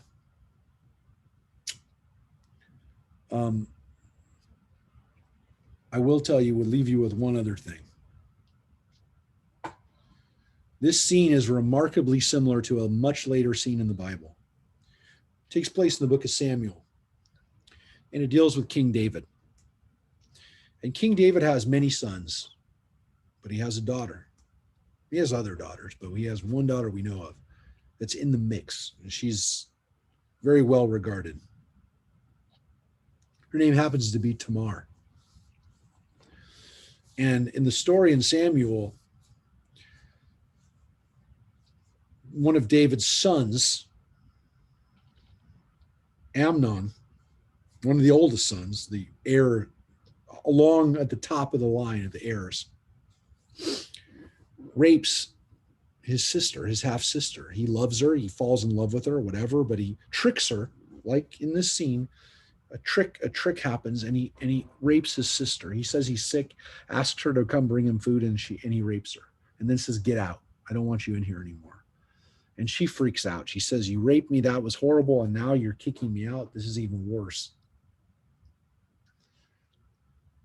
And Tamar's full brother is a guy named Absalom. And Absalom is not going to have any of it. You know, he basically says to his father David, you know, you didn't discipline Amnon. I'm going to. And he kills him. Absalom kills his brother Amnon. And because of it, Absalom, who's the favored son, the one that David really loves, David has no choice but to exile Absalom. And Absalom winds up revolting and leading a very successful revolt against his father, King David, and eventually has to be killed by David's general Joab, kills Absalom. And it's a very brutal scene in the Bible. And there's a real sense that there are some hints to that story in this scene, which is did David, by not disciplining his own children, cause a rebellion that cost thousands of lives? Thousands of Israelites ended up killing each other picking sides between Absalom and David. And so there's a real scene, like a precursor, like a little foreshadow of this in Jacob, and then in the Shimon and Levi story, which is, you didn't defend the daughter, you didn't fix the problem in the first place, and it got out of hand, and it was a disaster, and it was a disaster at a national level. So interesting story, and again, big question of whether this story in chapter 34 is actually telling us a little bit about the story of Samuel. All right, everybody, let's finish up. There's, by the way, it's kind of anticlimactic because there's very few stories in the Bible that are as graphic and as brutal and as troubling and as confrontational and as thought-provoking as that story. The rest of the Parsha you're going to see comes off of this a little bit. But here we have the last parts here, right? And we're going to finish up here today with this. God said to Jacob, "Arise and go up to Bethel and remain there and build an altar there to God, who appeared to you when you were fleeing from your brother Esau. So go back up to that first altar you made." So Jacob said to his household and all who were with him, "Rid yourselves of the alien gods in your midst. Purify yourselves and change your clothes." They have a little come to God movement here. And again, do they have idols? Well, sure they had idols. We already read that Rachel took her father's idol. So the fact that there are idols around shouldn't surprise us. "Come, let us go up to Bethel, and I'll build an altar there to God, who answered me when I was in distress, and who's been with me wherever I've gone."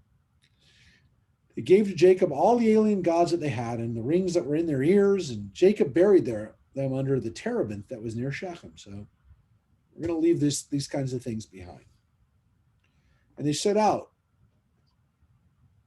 right? And a terror of God fell on the cities round about, so that they did not pursue the sons of Jacob. So, assumedly, folks, these Canaanites heard about what Jacob and his family did to Shechem, or what the family did to Shechem, and we're going to get them. But according to the Torah, nope. God frightened these people from attacking them. And so when they came to Luz, which is Bethel in the land of Canaan, he and all the people who were with him, there he built an altar and named the site El Bethel, right? For it was there that God had revealed himself. So it's like again, El Elohe, El Bethel. God had revealed himself to him when he was fleeing his brother. And here's something weird happens. Deborah, Rebekah's nurse, died and was buried under the oak below Bethel. So it was called Alon Bakut, which means the oak of weeping. What's so interesting about this is we don't know what this woman's been up to lately. We know that Rebekah had a nurse, Deborah, but the fact that she's buried under an oak tree that becomes in itself a site of, if not pilgrimage, she must have been a very special woman. But we don't know a lot about her. And so this is kind of a mystery, who this woman Deborah was. Again, we later on have a judge named Deborah, a different woman who is an interesting woman. But this woman Deborah, we read about. Not a lot at all, actually, but we read that she has a special burial place. God appeared again to Jacob on his arrival from Padan Aram, and he blessed him, saying, "You whose name is Jacob, you shall be called Jacob no more, but Israel shall thus be your name." And thus he named him Israel. So here, there's no wrestling with God, between the angel and Jacob. Here, it just says your name will be that. Is it a different version of the story? It's hard to know, but there's a repetition of that naming situation for Jacob. God said to him, "I'm El Shaddai," which is another name for God. El Shaddai means God of, we're not really sure what Shaddai means, but it's either God of the mountains, God of fertility, God of abundance. These are all possibilities, but it seems to be connected a little bit with fertility, because it says, "Be fruitful and increase." A nation, yea, an assembly of nations shall descend from you. Kings shall issue from your loins. The land that I assigned to Abraham and Isaac, I assign to you and to your offspring. They will also be assigned the land. And God parted from him at that spot where he had spoken to him. And Jacob set up a pillar at that site where he had spoken to him, a pillar of stone. And he offered a libation on it and poured oil upon it. Jacob gave that site where God had spoken to him the name Bethel. So all of this is to explain what happens at Bethel. It must have been very important. And we do know that Bethel was one of those sites in northern Israel that was, before Jerusalem, a place of pilgrimage for Jews. It was the place of our ancestor Jacob, the ancestor of the tribes. They set out from Bethel, but when they were still some distance short of Ephrat, Rachel was in childbirth and she had hard labor. And Ephrat is on the way back towards the south. It's just outside of Jerusalem. And Rachel is now having a baby. When her labor was at its hardest, the midwife said to her, "Have no fear, for it is another boy for you." Wow. So it's really bad labor.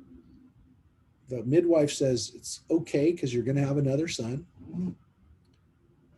But as she breathed her last, for she was dying, she named him Ben-Oni. But his father called him Benjamin. Ben-Oni literally means the son of my suffering. But Jacob names him instead Benjamin, the son of my right arm, the son of my strength. And so Benjamin originally had another name that his mother gave him. This is the only son that Jacob names. And he names him or renames him because the name that he was supposed to carry from the mother was not a nice name. It was not a name that would have been a name that he would have carried in dignity. And every time people would say it, they'd think about his mom dying, and he didn't want that. Jacob didn't want that. And so he called him Benjamin. And Rachel died, and she was buried on the road to Ephrat, now Bethlehem. So again, this is just outside of Jerusalem. Over her grave, Jacob set a pillar, another pillar. It is the pillar at Rachel's grave to this day. And it's still a site for pilgrimage. People still go to that place. And you know what they pray for? Children. The place where Rachel died in childbirth, they pray for fertility.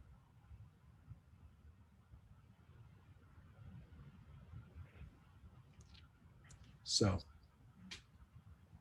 Israel journeyed on, and he pitched his tent beyond Migdal Eder. And again, you can see that the name goes back and forth between Jacob and Israel. It's not such a big deal, but sometimes it's a big deal. It's not such a big deal here, but sometimes it's a big deal. When Israel stayed in the land, Reuben went and lay with Bilhah, his father's concubine. And Israel found out. Now the sons of Jacob were 12 in number. The sons of Leah, Reuben, Jacob's firstborn, Shimon, Levi, Judah, Issachar, and Zvulun. And the sons of Rachel, Joseph and Benjamin. The sons of Bilhah, Rachel's maid, Dan and Naphtali.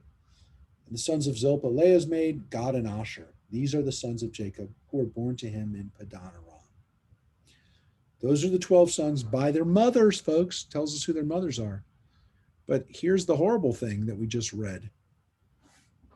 Reuben slept with his stepmother.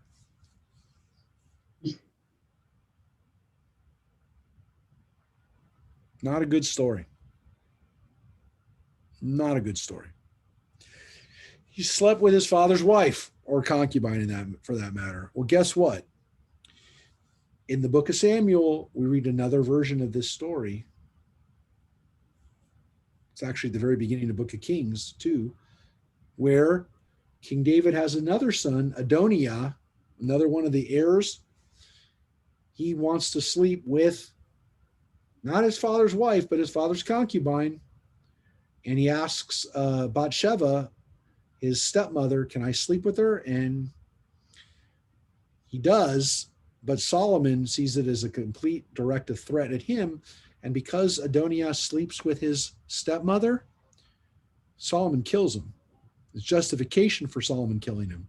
So this story also harkens back to another story about King David. Interesting, right? These stories have parallels in David's life. But this is a story where, again, Reuben essentially cuts himself off of what a firstborn son should be, which is the inheritor.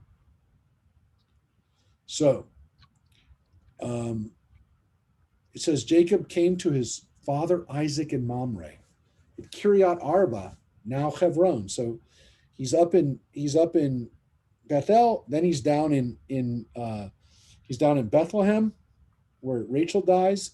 Now he's on the other side of Jerusalem. So Bethlehem is north of Jerusalem, Hebron is south of Jerusalem. Now he's in the place where his father Isaac is. Isaac is still alive. Barely, but he's still alive. Folks, we thought he was dead 20 years ago. Not dead. He's still alive. 180 years old. And he breathed his last and died. He was gathered to his kin in ripe old age, and he was buried by his sons, Esau and Jacob. That's a wonderful thing. The sons come together to bury him. And he died at a ripe old age. Really ripe old age. He lives longer than any of the patriarchs. He lives longer than Abraham, his father. He lives he lives longer than his son Jacob. He lives the longest. So he's given a remarkably long life, a life and a half, if you will. Doesn't seem to always be a very easy life, as we've talked about, but he dies. Now, chapter 36 is the way this Torah portion ends. And we're going to finish right now. And you're going to wonder, it's 8:56. How can you possibly read one chapter in 4 minutes?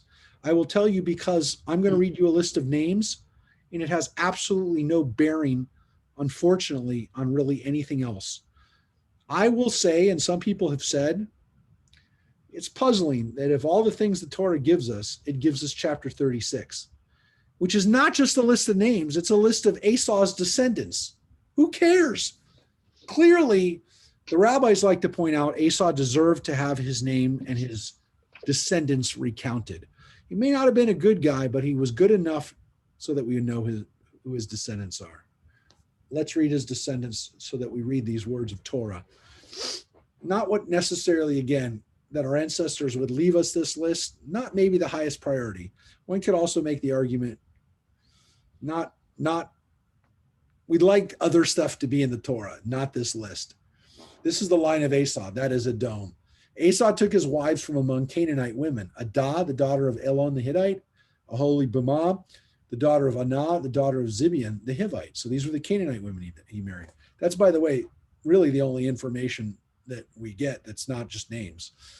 Also, Basimat, the daughter of Ishmael and the sister of Nabaot. We read about that too. When his parents are not happy with Canaanite women, he marries Ishmael's daughter, an Abraham family. Adah bore Esa Eliphaz. Basimat bore Reuel. Aholibamah bore Yeush, Yalam, and Korach. And again, you see these names in other places. We know there's a Korach. We also know, by the way, Reuel is another name for Jethro. These are the sons of Esau who were born to him in the land of Canaan. Esau took his wives, his sons, his daughters, and all the members of his household, his cattle and all his livestock, and all the property that he had acquired in the land of Canaan. Where did he get it from? His brother. And he went to another land because of his brother Jacob. For their possessions were too many for them to dwell together. And the land where they sojourned could not support them because of their livestock. So Esau settled in the hill country of Seir, Esau being Edom. Again, here it says that there wasn't enough room for everybody. In the other earlier part, it seems like Esau had every intention of going to his land of Seir from the very beginning, that he was already living there. This then is the line of Esau, the ancestor of the Edomites, in the hill country of Seir. These are the names of Esau's sons: Eliphaz, the son of Esau's wife Adah; Reuel, the son of Esau's wife Basimat, which we already read, by the way, of course. The sons of Eliphaz were Teman, Omar, Zepho, Gadam, and Kenaz. Timnah was a concubine of Esau's son Eliphaz, and she bore Amalek to Eliphaz. By the way, that might be the most important and the reason that we have this, because the Amalekites are the mortal and eternal enemies of the Jewish people. And here we read just now that Esau, grandson, is Amalek, with the understanding that, again, through Timnah, concubine, that maybe if Esau had not married Timnah, maybe if Esau had married Dinah instead, no Amalek. I don't know. But this is maybe the reason why we have chapter 36, to tell us that Amalek comes out of Esau. Those are the descendants of Esau's wife Adah, and of course also Timnah. These were the sons of Reuel, Nahat, Zerach, Shema, and Mitzah. These were the descendants of Esau's wife Basemath. And these are the sons of Esau. These are the sons of Esau's wife Oholibamah, the daughter of Anah. Daughters of Zibeon, she bore unto Esau Yeush, Yalam, and Korach. These are the clans of the children of Esau, the descendants of Esau's firstborn, Eliphaz. The clans Teman, Omar, Zepho, and Kenaz. Korach, Gatam, and Amalek. These are the clans of Eliphaz in the land of Edom. Those are the descendants of Adah. And these are the descendants of Esau's son Reuel, the clans of Nachat, Zerach, Shema, Mizah. And these are the clans of Reuel in the land of Edom. Those are the descendants of Esau's wife Basemath. And these are the descendants of Esau's wife Oholibamah, the clans of Yeush, Yalam, Korach, and these are the clans of Esau's wife Oholibamah, the daughter of Anah. Those were the sons of Esau, that is Edom, and those are their clans. These are the sons of Seir, the Horite, who settled in the land: Lotan, Shobal, Zibeon, and Anah, Dishon, Ezer, and Dishan. These are the clans of the Horites, the descendants of Seir in the land of Edom. So there were other people who lived in that land of Edom in Seir. These are the sons of Lotan, Hori, Hamam, and Lotan's sister was Timnah. Assumedly that same Timnah. The sons of Shobal were these: Alvan, Manahat, Ebal, Shepho, and Onam. The sons of Zibeon were these: Ayah and Anah. That was the Anah who discovered the hot springs in the wilderness while pasturing the asses of his father Zibeon. The children of Anah were these: Dishon and Anah's daughter Oholibamah. The sons of Dishon were Hemdan, Eshban, Ichtran, and Haran. And the sons of Ezer were these: Bilhan, Zaavan, and Akan. And the sons of Dishan were these: Uz and Aran. These are the clans of the Horites, the clans of Lotan, Shobal, Zibeon, and Anah. Dishon, Ezer, Dishan, these are the clans of the Horites, clan by clan in the land of Seir. Long list of people. And now we have a problem. We get a list of kings from Edom. And these were all kings that came before Saul and David and Solomon. The question is, how did they get into the Bible? Because if Moses wrote it, how did it get here? Folks, this is the most problematic list or names or section or verses we have in the whole Torah. Because how do we have a list of kings who hadn't been born yet? It's an anachronism. And one of the early Middle Ages, the earliest times that Jews first said, well, wait, maybe part of the Torah is a little later than Moses. Ibn Ezra, the great medieval commentary writer from Spain, said, chapter 36 has got a list of kings that comes after Moses. So it could be prophecy, which is one of the answers that's given, but it also could be, again, an anachronism, something that, again, people thought was important for us to have. You and I may not think it's important, but Israelites at the time thought it was important to have a list of kings, that the Edomites had kings before us while we were still in the wilderness or coming back from the wilderness or in the time of Judges. And here's the list. And this is what we finish with. This is what chapter 36 finishes with, a list of Edomite kings. These are the kings who reigned in the land of Edom before any king reigned over the Israelites. Bela, the son of Beor, reigned in Edom, and the name of his cities was Dinhabah. When Bela died, Yobab, the son of Zerah from Botzrah, succeeded him as king. When Yobab died, Husham, of the land of the Temanites, succeeded him as king. When Husham died, Hadad, the son of Bedad, who defeated the Midianites in the country of Moab, he succeeded him as king. The name of his city was Avit. When Hadad died, Samlah of Masrekah succeeded him as king. And again, sometimes they changed capitals and sometimes they didn't.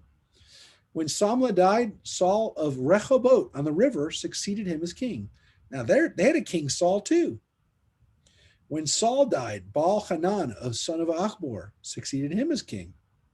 When Baal-Hanan, the son of Achbor, died, Hadar succeeded him as king. The name of his city was Pau. And his wife's name was Mehetabel, the daughter of Matred, the daughter of Mezahav.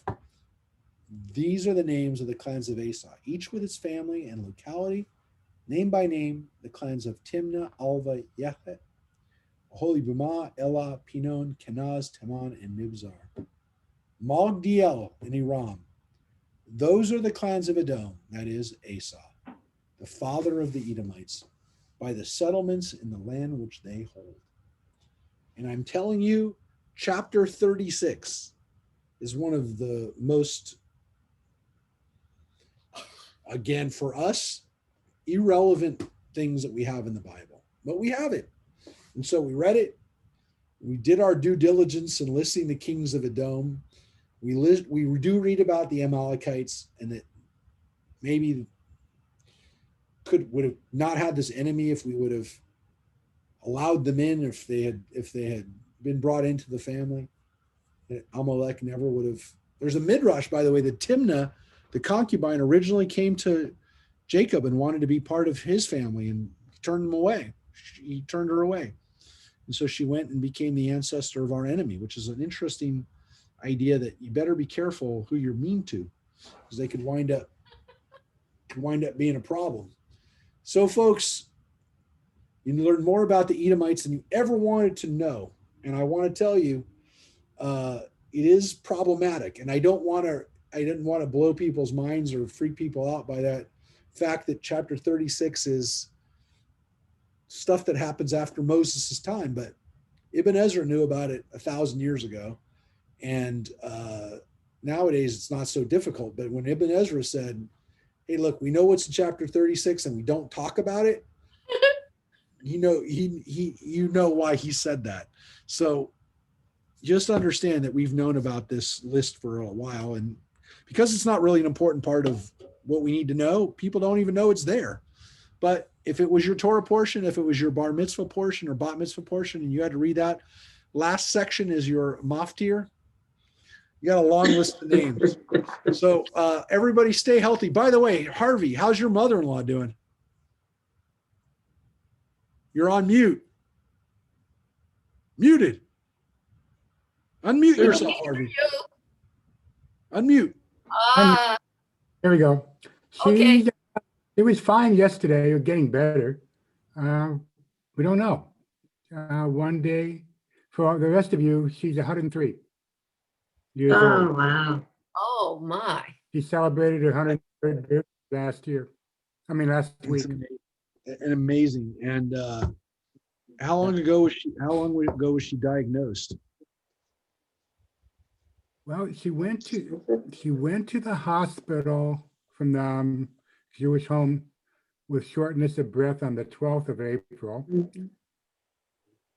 or the 13th, whatever that Saturday was. She was tested negative Thursday. Every Thursday she gets tested at the Jewish home, and she's been negative the whole time. She got to the hospital, I guess it was the 14th, and she was tested negative. And then when they released her on the 20th, she was positive. But she was asymptomatic. So now she's back at the JEK, and she's under quarantine. And since Sharon spent a couple days with her, we've been under quarantine. And we've been under quarantine from the, I guess from the 20th of November. And we got our test yesterday because we have to wait to the 15th day. And we're waiting for results right now. Well, hopefully it sounds like everything is good with you guys. I think everything's fine. We feel good. Good. Take our temperature every day, and hopefully tomorrow we get our test results, and then back to normal. Well, God Means willing, we- she's going to be fine too. And then you all can hear, you just heard a story of a woman. And again, I'm not just reminding people, I'm not making any statements about anything. 103 years old who got COVID and is still thank God with us. So pretty amazing. What a genetic inheritance you have. My I God, know. that's Sharon wonderful. comes from a long line of living long. Like I said, a couple of days ago, she was really bad off, and Sharon was concerned. And then she called Sharon yesterday, and they talked for an hour. So Wow. I said, one day bad, and one day good. As long as we can keep her on the phone and talking, and she's talking to everybody, we'll see what happens. She definitely seems to have the strength of Isaac, or at least the longevity again, of some of our patriarchs. We read about one, unfortunately, Rachel, who died in childbirth, which means she was not that old, but Isaac lived a long time. So again, we hope everybody stays safe and healthy. And again, Harvey, we hope you and Sharon come out of quarantine quickly. Yep. Like to see the outside world. We need to see you. All right, everybody. We'll see Take you. care. We'll see you at Shabbos, and we'll see you for Hanukkah stuff. So thanks, everybody. Good RSVP. We want you to be with Love, us. love, love. Love to you. Thank you. Love Thanks, to you. everybody. Thank you, Rabbi. Thank you. Thanks, everybody. Stay good. Bye-bye.